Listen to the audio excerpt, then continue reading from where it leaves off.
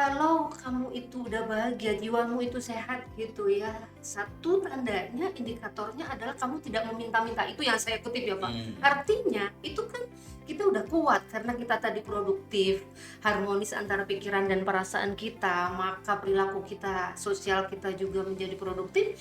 Kita bukan lagi mengharap sesuatu dari orang lain. Seringkali pandangan kita awam gitu ya, berbakti itu hanya kepada orang tua. Sebenarnya konsep memuliakan hubungan di sini besar. Bagaimana cara kita menjalin hubungan antara orang tua anak, antara pasangan, kakak adik, kepada bumi, bahkan sampai kepada pemerintah atau negara.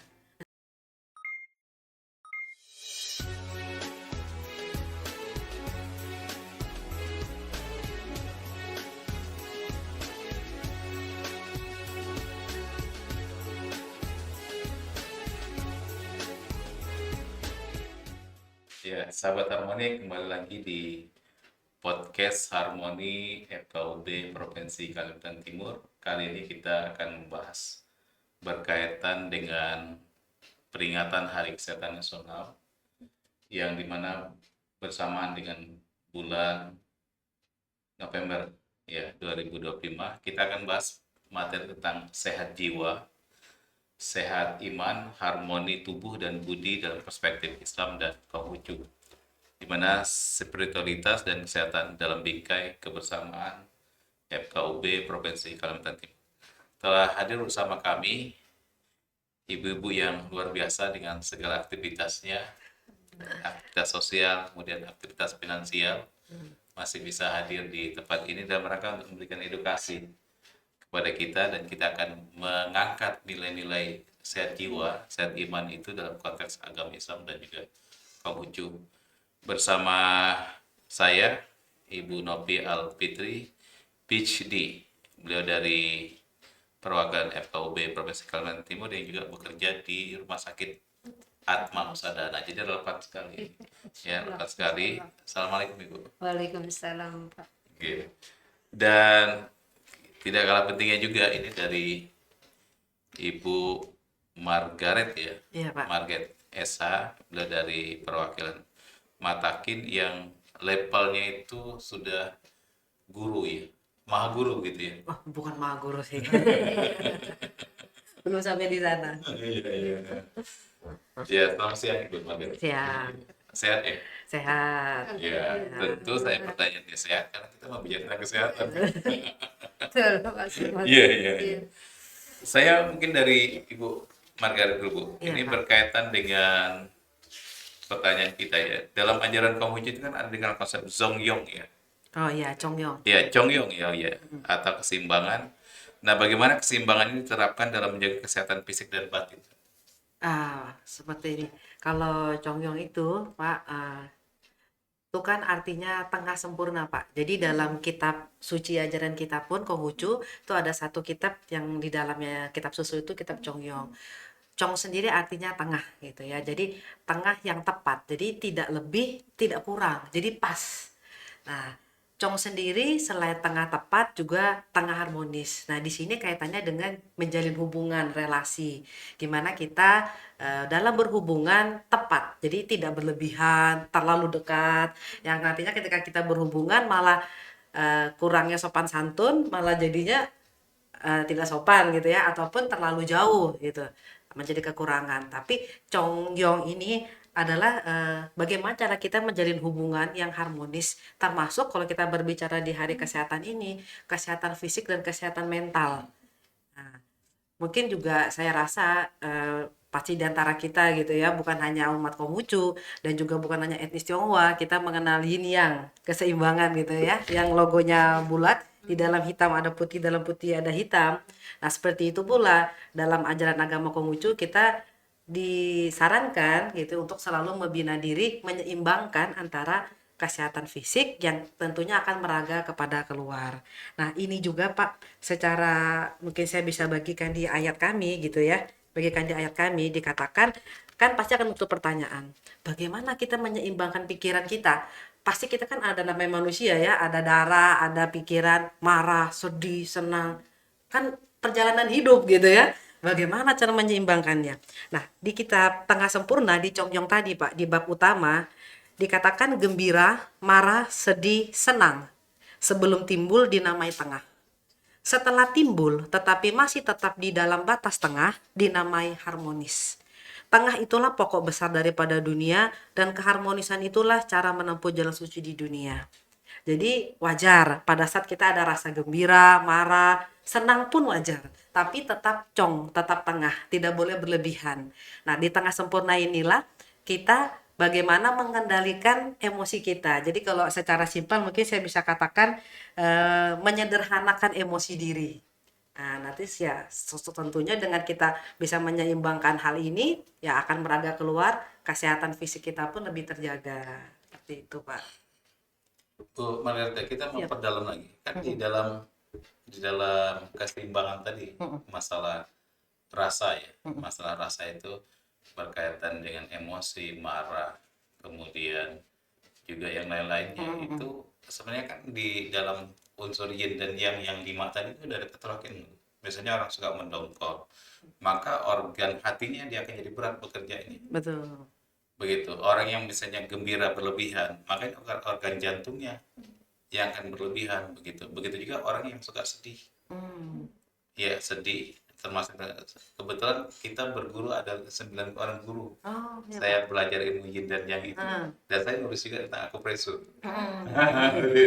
Jadi nyambung ya, Bu ya. Diskusi kita makin seru ya. Ya, kita mau ke Islam nih, Ya. Bunda Novi. Kan Iya. dalam Islam itu kesehatan dianggap sebagai nikmat Betul. terbesar terbesar setelah iman ya. Iya.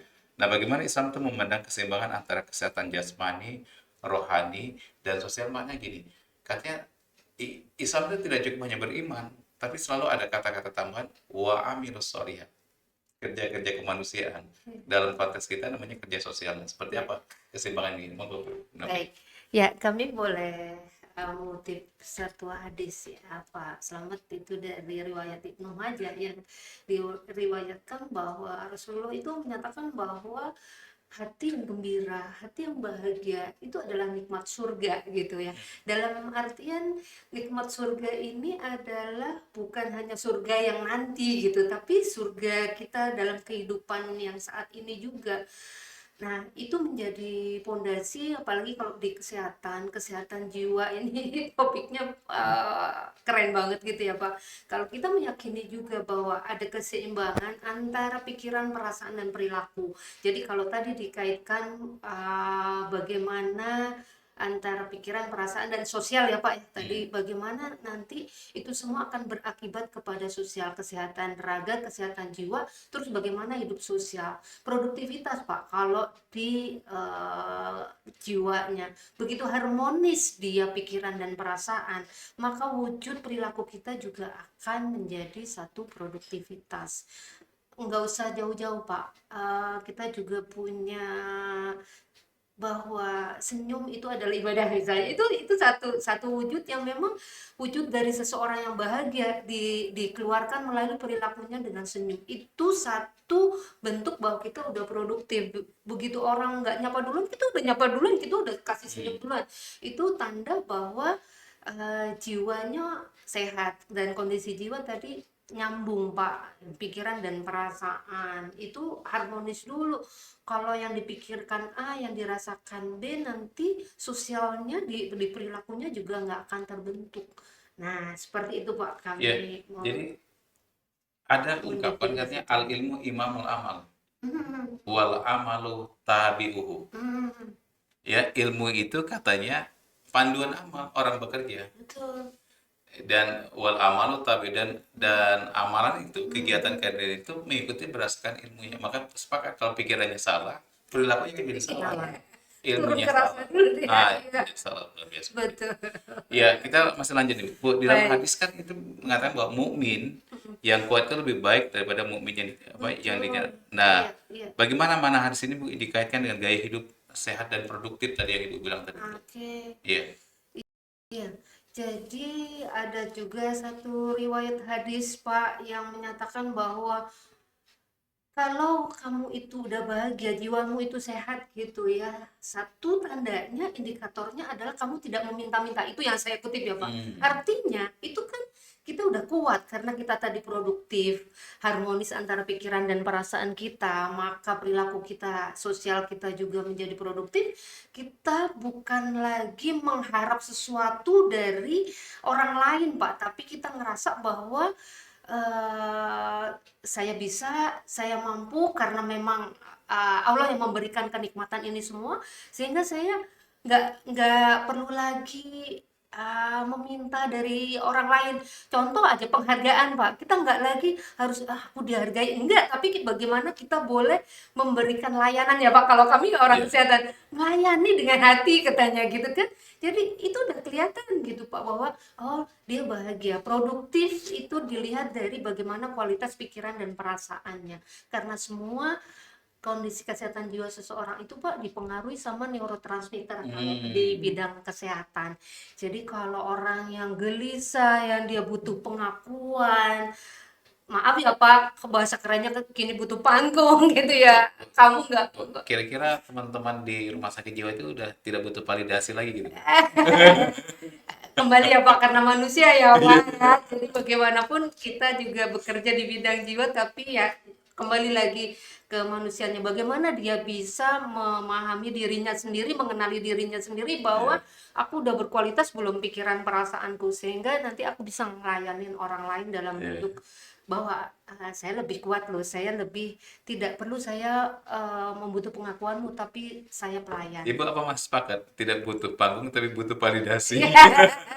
Kayaknya 11-12 ya Pak Slamet. Jadi benar banget Pak, ya itu kebutuhan manusia kali ya Pak, kembali ke manusianya. Tapi sebenarnya kalau di tatanan Islam udah sepakat tadi Pak Slamet. Islam itu udah ngatur banget dan keren banget bagaimana memang Al-Quran, hadis itu menjadi tuntunan kita Siap, siap. yang selalu update. Kondisi jiwa saat ini Pak luar biasa. Tadi juga kami baru ada acara yang Bu Direktur mengutip salah satu data dari Survei Kesehatan Indonesia bahwa Kalimantan Timur nomor 2 angka depresinya kan. Oh, Hmm. Nah, itu kan garapan sebenarnya forum ini juga Iya, iya, menjadi iya. momen yang pas apalagi menjelang Hari Kesehatan Pak. Dari Departemen Anggap FKUB udah FKUB. ngangkat yang Iya, pas gitu betul. loh Pak. Ini Betul. keren banget gitu. Ini menjadi salah satu yang perlu kita broadcast, perlu kita sosialisasikan, Benar-benar. diviralkan bahwa masing-masing yuk kita boleh ngenalin, nyadarin diri bahwa bagaimana supaya pikiran dan Iya, iya. perasaan kita Nomor itu 2 ya tingkat harmonis. depresi ya Bener Kalimantan Timur Pak, ya. ya setelah Jawa Barat kalau tidak salah. Oh, hmm. oke Bu Jadi Margaret. keren Ini banget tadi saya juga nyimak beliau gitu iya, ya. tantangan Nyambung kita Bu, ya. gitu. Iya. Sangat tantangan ini relevansi dengan Iya. kondisi kekinian kita ya. Nah, bagaimana pandangan Konghucu sendiri Bu, terhadap pentingnya menjaga tubuh sebagai karunia atau Tuhan? Betul Pak. Jadi kalau di agama Konghucu gitu ya Bu ya Pak. Jadi laku bakti itu pokok kebijaksanaan. Nah dari sananya lah agama berkembang. Nah, jadi laku bakti ini kan bagaimana kita memuliakan hubungan. Memuliakan hubungan di sini konsepnya besar. Jadi bukan hanya seringkali pandangan kita awam gitu ya. Berbakti itu hanya kepada orang tua. Sebenarnya konsep memuliakan hubungan di sini besar. Bagaimana cara kita menjalin hubungan antara orang tua anak, antara pasangan, kakak adik, kepada bumi, bahkan sampai kepada pemerintah atau negara. Nah, konsepnya sebesar itu. Tapi kembali lagi, bagaimana kita bisa memuliakan hubungan sampai seluas itu, sampai ke negara memimpin sebuah masyarakat, ketika kita pun tidak bisa memimpin diri kita sendiri. Memimpin diri kita sendiri gitu. Jadi laku bakti yang pertama adalah laku bakti kita bagaimana bersyukur kepada Tuhan, dilahirkan sebagai manusia melalui ayah bunda kita.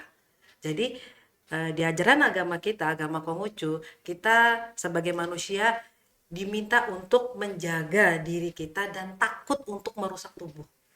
Takut untuk merusak tubuh karena awal dari laku bakti adalah menjaga warisan orang tua. Nah, jadi warisan orang tua itu bukan harta benda sebenarnya, tapi tubuh. Karena kita terlahir melalui ayah bunda. melalui perantara beliau berdua kita lahir. Jadi menjaga tubuh sesuatu yang diwajibkan bagi kita gitu. Jadi Iya. dalam pola hidup sehat, beristirahat yang cukup, dan tentunya mental. Dari kita bahas tadi itu Pak ya, mental. Bagaimana mental itu yang meraga keluar. Seperti itu Pak. Bu Margaret, ini kan terkait konteks dengan bagaimana keteladanan yang kita ingin terus adopsi dari ajaran orang tua kita ya. Sekarang ini kan terjadi pergeseran. Betul. Pergeseran itu artinya tidak serta-merta sekarang ini orang tua juga bisa jadi keteladanan Oke, dan betul. di kesibukan ketika ditanya misalnya kemana Bu, saya kerjanya misalnya di Jawa gitu, anak di mana, anak di Kalimantan, itu sebenarnya kepentingan untuk keluarga atau karena egoisme dari orang tua, kan begitu pertanyaannya kan. Nah padahal kita Bu ternyata ada ungkapan katanya pondok pesantren gitu Bu ya, daripada nilai-nilai yang orang tua menyekolahkan anaknya ke pesantren, pondok itu sendiri ada Dalam filosofinya. Pondok itu artinya pegang omongan nenek dan omongan kakek. Iya, iya. Gampang diingat juga betul ya. Silakan. iya, iya, Ah. iya. Kalau menurut saya gitu Pak ya, secara pribadi Bu, tidak ada yang benar dan tidak ada yang salah. Karena di sini posisinya, keadaannya pada saat itu kita tidak tahu seperti apa. Ya tadi kondisi yang orang tuanya akhirnya merantau gitu Pak ya. Iya. Nah, kembali lagi saya karena saya juga orang tua, saya punya anak, tentunya kita mengharapkan yang terbaik untuk anak. Nah, tidak mungkin ada orang tua yang rela pergi jauh meninggalkan anaknya dengan maaf kalau memang hanya untuk bersenang-senang. Nah, tapi ya Ini bekerja Bu. untuk bekerja ya Bekerja Pak. dia. Untuk bekerja. Nah, tadi dengan konsep seperti itu Pak, saya rasa ya itu Pak. Orang tua tidak mungkin rela bekerja jauh meninggalkan anak. Kalau tidak untuk kepentingan anaknya juga, bahwa apa yang dia lakukan bekerja ini, yang dia harap apa yang ia lakukan hari ini bisa bermanfaat untuk anak ke depannya. Saya yakin dan percaya pastinya kita nggak usah ngomong soal orang tua ya Pak. Saat ini orang tua di dekat kita saja, di dekat kita bersampingan sebelah aja Pak, anak-anak bisa main gadget, bisa mengakses dengan luar biasa, ya kan? Jadi bukan permasalahan tempat sekarang, tapi bagaimana kita di rumah mengajarkan anak-anak untuk memiliki bingkai agama. Memiliki bingkai agama yang terpenting. Sehebat apapun, secerdas apapun, sekuat apapun, dan seteknologi apapun, betul silahkan asal ada bingkai agamanya. Mencapai apapun silahkan. Nah seperti itu kalau secara Konghucu Pak, karena kami pun juga ada ayat yang dikatakan belajar dan selalu dilatih tidakkah itu menyenangkan.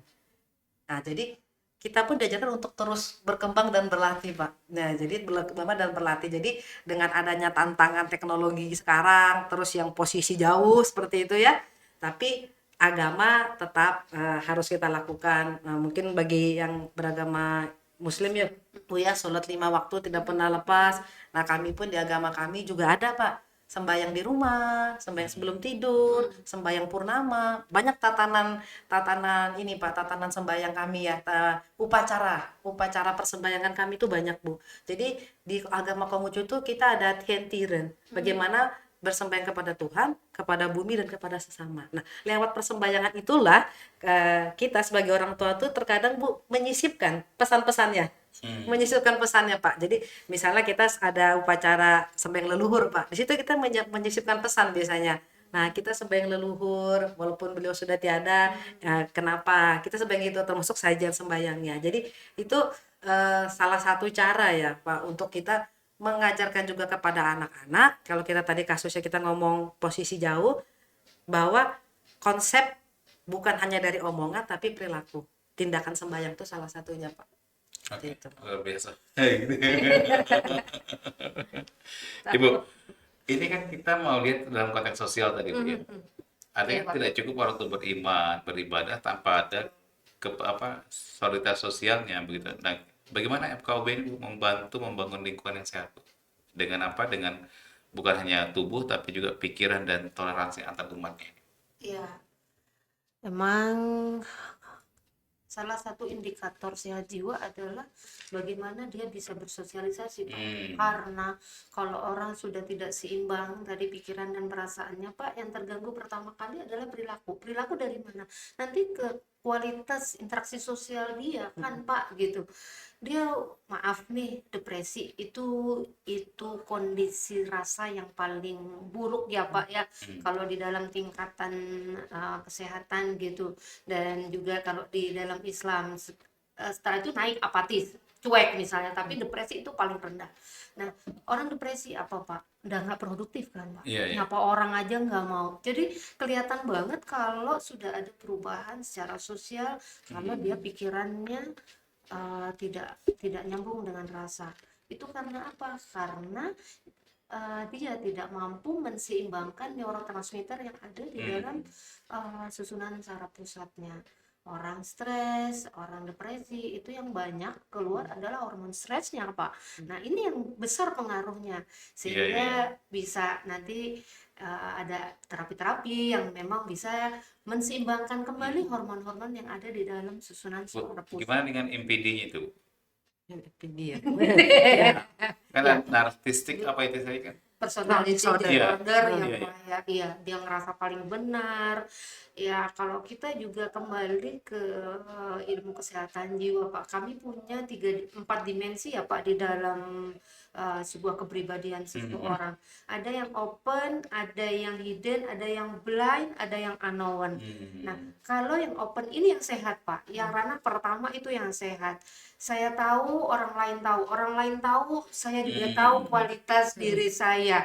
Jadi seimbang dia tadi ya, keseimbangan itu pas banget. Tapi kalau yang blind Pak, berarti kan dia buta, dia ngerasa dia benar padahal orang lain melihat dia tidak seperti itu. Apa itu yang disebut dengan kepura-puraan, Bu? Kepalsuan itu. ada ada kita perlu kalau mau sampai mendiagnosis apakah di NPD dan tidak, memang NPD. ada ya, ada alatnya. Tapi kalau pura-pura ya itu ada sesuatu yang bisa kita lihat Pak. Sebenarnya kalau di neuro linguistic programmer NLP itu Pak, kita bisa lihat dari bagaimana dia bergerak mata Ibu gitu ya Pak bisa ya. lihat saya sekarang. Saya ini kinestetik, auditornya tapi visual. Nah, nyambung ya Pak ya.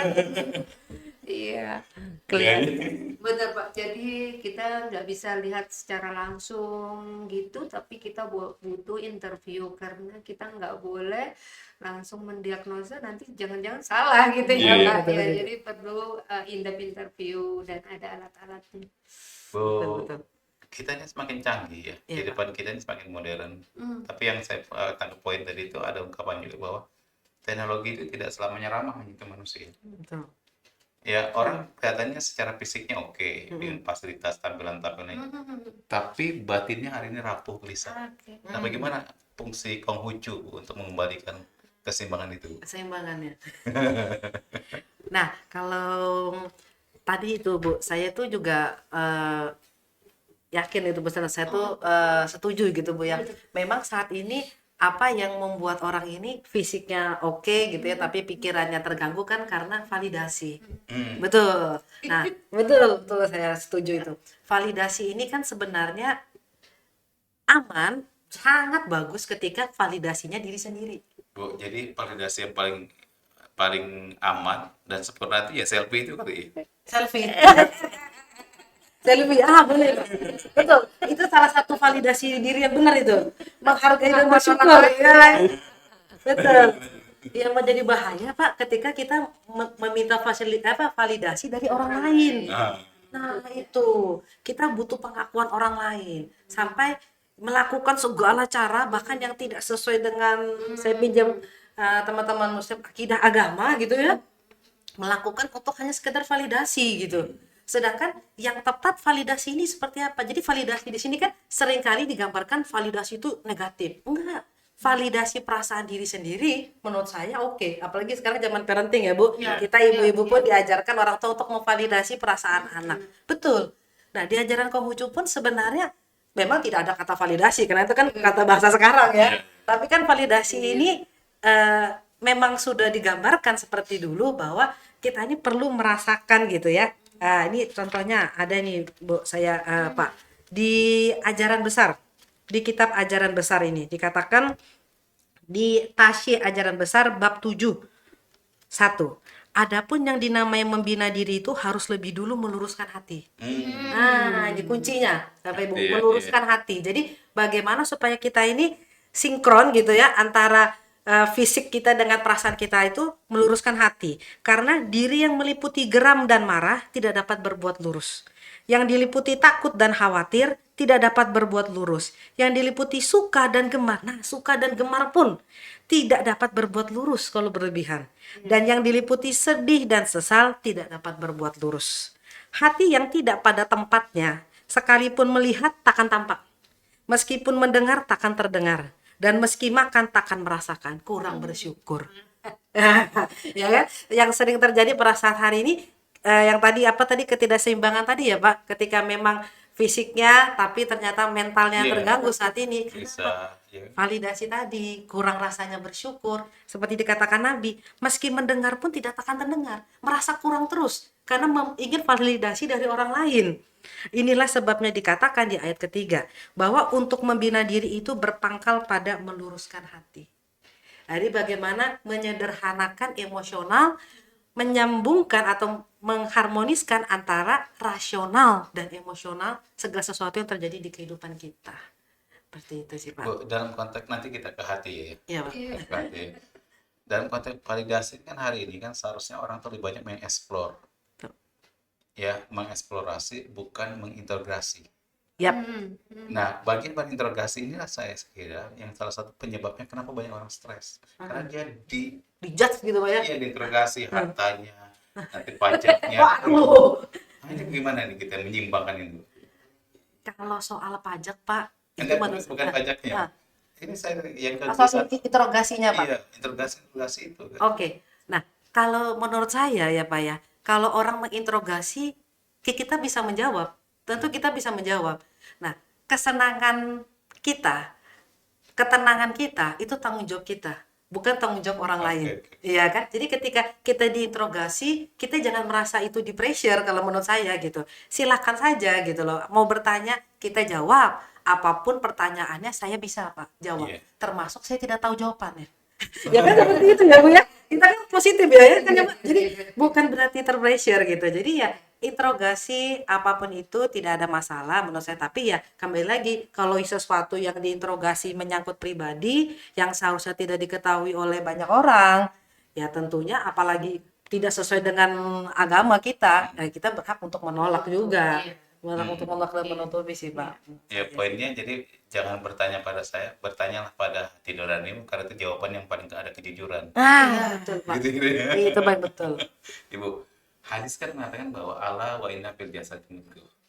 Idza suruhat surat jasadu kullu wa idza fasad fasad dan seterusnya itu. Nah, bagaimana sekarang posisi kita untuk menjaga imun spiritual kita nih? Yang sudah terjadi orang stres, Benar. ya masalah sosial segala macam ini Iya. kan abad 21 nih ya. Karena itu orang semakin berperang ya, Iya. kemudian pikiran-pikiran itu luar biasa. Dan gimana jaga imun ini? Jadi memang kering ya Pak, kering jiwa kita bilang ya. Jadi sebenarnya imun fisik kita juga awalnya adalah dari imun jiwa. Sekali lagi Pak, kuncinya sebenarnya untuk menjaga kedua imun ini, fisik jadi sehat, jiwa jadi sehat, bagaimana kita boleh mengendalikan neurotransmitter.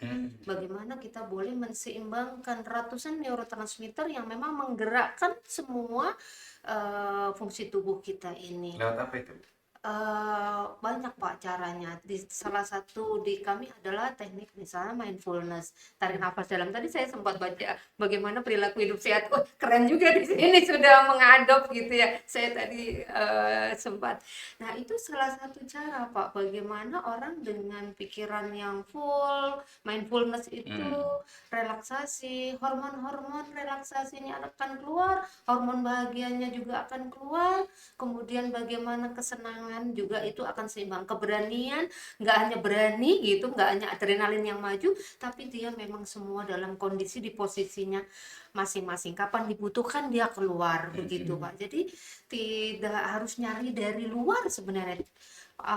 Tidak harus ke terapis yang bayar mahal-mahal misalnya ya Pak, tapi kalau memang dia nggak tahu caranya ya oke lah datang ke profesional seperti rumah sakit kami. Tapi sebenarnya Allah itu udah kasih kemampuan yang luar biasa pada kita dengan neurotransmitter. Fungsi otak ini luar biasa, Pak. Jadi mau menyehatkan orang, mau menyehatkan diri sendiri, dimulai dari diri sendiri. Bagaimana Oke. dia bisa kenal bahwa oh ini neurotransmitterku lagi kayak gini ya, oh perasaanku nggak nyaman, dan jantungku berdebar-debar, oh ini berarti kortisolku lagi tinggi, oh aku harus cari apa ya, tarik nafas dalam, afirmasi diri misalnya. Banyak sebenarnya Pak terapi-terapi sederhana yang juga viral kok Pak, gampang kok dicarinya gitu. Jadi kalau atau zaman sekarang anak-anak muda yang maaf nih, banyak juga kasus-kasusnya tadi saya ngutip juga, menyakiti diri, bahwa itu adalah pesan yang luar biasa. Itu banyak banget Bu Margareta sekarang yang menyakiti diri, kan sebenarnya nggak boleh ya tadi ya, itu warisan yang luar biasa gitu, memang harus dijaga. Itu banyak banget Pak Iya. sekarang kasusnya. Bu Novi, mungkin nanti di akhir bisa disampaikan ke audiens kita ya Bu ya. Kan di Rumah Sakit Jiwa kan ada aplikasi tentang bagaimana orang ngetes kejiwaan. Iya Mungkin bisa boleh, diaplikasikan nanti Bu ya. boleh Nanti. boleh iya. Bu, kita bicara masalah wilayah hati tadi. Nah, bagaimana menyeimbangkan antara kalau di Islam itu sebenarnya zikir, Zikir. ya di kita ada yang tadi tarik nafas segala macam itu dengan meditasi. Seperti apa nih nilai ini bisa diterapkan untuk dimana orang semakin gelisah, ya semakin hidup ini semakin apa loh?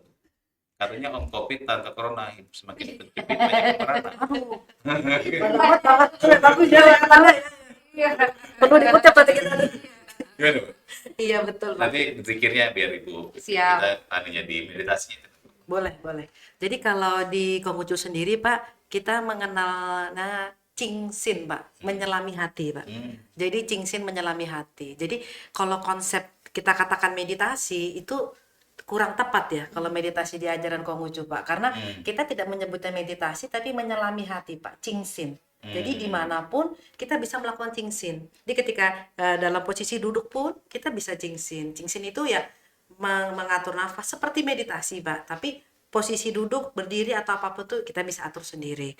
Nah, Cingsin sendiri itu bagaimana kita menetralisir hal-hal pikiran-pikiran negatif, karena kan menyelami hati Pak. Jadi lebih kepada introspeksi diri. Introspeksi diri, memperbarui diri.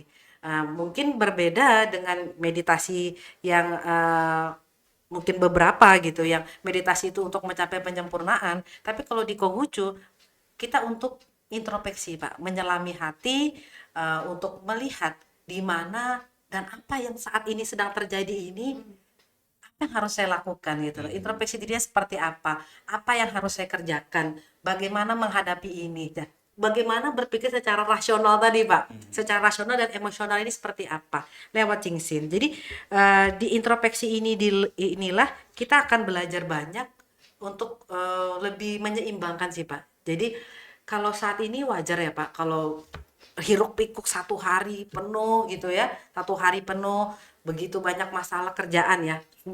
Mungkin bukan masalah sih, kita lebih sebutnya lebih positif ya, tantangan ya yang harus kita hadapi ya. Kalau masalah kan kesannya negatif, nanti jadi ketakutan, khawatir, insecure dan lain sebagainya. Tantangannya kita hadapi, maka ketika malam juga teman-teman biasanya juga melakukan hal yang sama ya. Di agama kita pun seperti itu Pak. Jadi kita ada sembahyang malam juga sampai sebelum Dalam tidur. kesendirian gitu ya. Kalau saya bersama keluarga biasa Pak, anak-anak sebelum tidur, ketika ya kita ya ucap syukur lah, terus juga di situ tuh sebenarnya kita sebagai orang tua ya, kita bisa tahu permasalahan anaknya secara tidak langsung, ya kan, berdoa dia berdoa hari ini seperti apa begitu. Nah kemudian ya memang kalau anak kecil belum bisa diajarkan Cingsin ya, duduk diam, tenang, mengatur napas belum bisa, itu sih memang sih. Nah kalau kita yang dewasa sih bisa melakukan itu. Jadi ya ketika kita di pekerjaan kita atau apa ada kesempatan ya kita duduk dulu, sekarang kita ngomong rilis ya, kalau bahasa sekarang kita rilis gitu ya, merilis dulu. Nah itu sebenarnya memang sudah diajarkan sih Pak dari Nabi kita Konghucu dari dulu gitu Pak. Gimana kita di dalam konteks zikir ini, dalam kesehatan jiwa ini? Iya, di Al-Quran juga ya Pak ya, di surah At-Taroat itu ya ayat 28 bahwa berzikir tatmainnul qulub, ya kan, bahwa kalau kita mengingat Allah itu kan hati akan menjadi tenang. Sebenarnya memang kuncinya adalah bagaimana ketenangan hati ini dengan berzikir, tapi yang memang bukan zikir, maaf Pak, yang hanya di mulut doang gitu ya. Sekarang kan keren, maaf maaf maaf, bukan ini kasih apa itu pakai alat-alat yang ya macem-macem lah modelnya, apalagi ibu-ibu keren, ada yang kelap-kelip segala Iya, macam iya. alat zikirnya gitu. Tapi maaf, jika memang itu tidak sampai masuk ke hatinya, itu bukan bukan percuma, tapi ya dia sudah ikhtiar Pak. Tapi banyak juga yang ternyata tetap saja jiwanya tidak tenang gitu kan Pak, Oh, iya. karena memang dia tidak meresapi apa yang sedang dia lakukan itu, hanya sekedar Tapi Ibu di tidak bibir saja. Gitu. tapi Ibu tidak ingin mengatakan bahwa itu sebagai akrobatik spiritual kan? Istilahnya ya Pak, ya istilah-istilah kekinian tuh keren banget ya Pak. Ya. Jadi, jadi intinya bagaimana kita benar-benar yang berzikir itu menyatukan perilaku kita itu sampai ke Iya. hati, gitu Pak. Ya bahwa akhirnya sinkron pikiran kita. Apa Pak sekarang tuh vibe-nya ya. Mm-mm. Uh, Bumi ini Iya. akan memberikan energinya tertarik yang positif Oke. di kita itu Bagi sebenarnya. kasih aplikasi tadi Bu, kita sudah Oke, berakhir ini. di Atma Husada sebenarnya ada aplikasi yang juga gratis ya, Ketan Mas Rido istilahnya.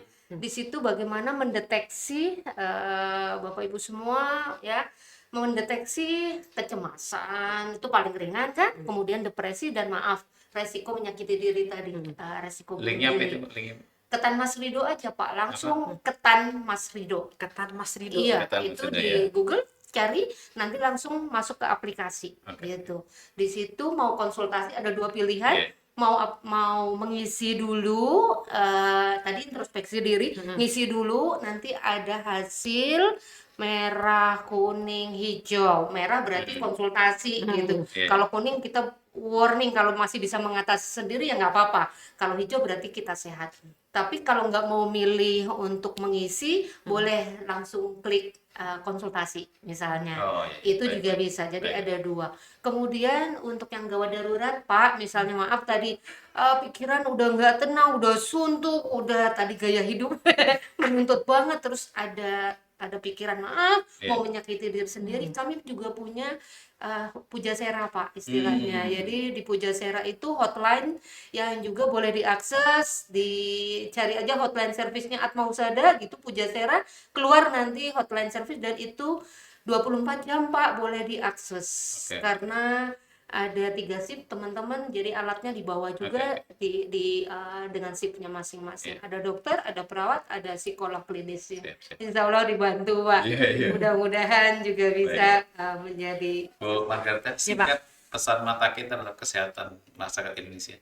Karena kita peringatan Hari Kesehatan Nasional. Oke. Kesehatan berasal dari keharmonisan jiwa dan raga, dan itu semua berasal dari diri sendiri. Belajar dan latihlah kesederhanaan emosi sehingga apa yang ada di dalam akan meraga keluar. Itu sih Pak. Ya, terima kasih Bapak Ibu atas kunjungan kita nih, diskusinya yang luar biasa. Iya.